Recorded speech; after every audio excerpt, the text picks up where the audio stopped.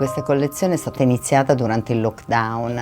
Già sapevamo di non poter fare un reale show, per cui è stato chiaro che dovevamo dirigere la mia creatività e quella del mio team a un modo nuovo di vedere. L'idea di base è stata quella di provare a creare una vera collezione, ma in scala. Abbiamo usato dei manichini alti 40 centimetri. Celui-ci, c'est une cape. Il y a plusieurs étages de construction. On a réalisé le petit d'abord, un petit peu de tulle et ça tenait tout seul.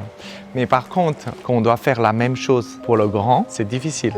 On a fait plusieurs recherches au niveau de godet, au niveau de plissé. Quand on regarde le profil, ça fait des zigzags, c'est des plissés debout. Quand ça fait des Z, c'est des plissés plats.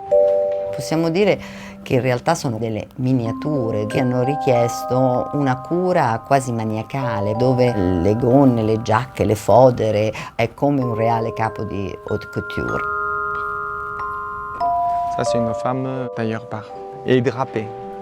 Pour draper cette veste, on partit du milieu devant en droit fil lisière. Après, on commence à draper d'abord la taille. On fixe la taille avec la basque pour ça partir en zéro. Ça, c'est le plus important.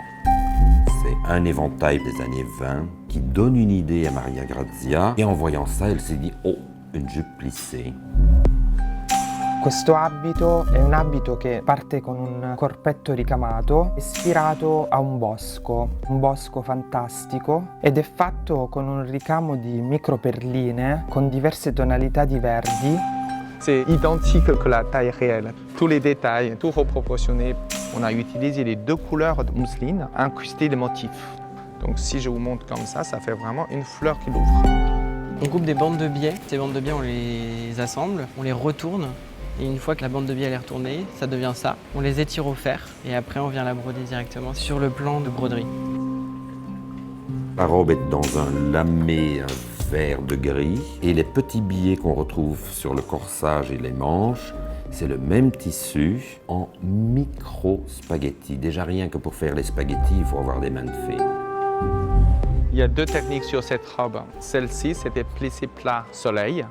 Et puis le haut, c'était drapé, mais en style un peu soleillé. Comme ça, c'est bien travaillé ensemble.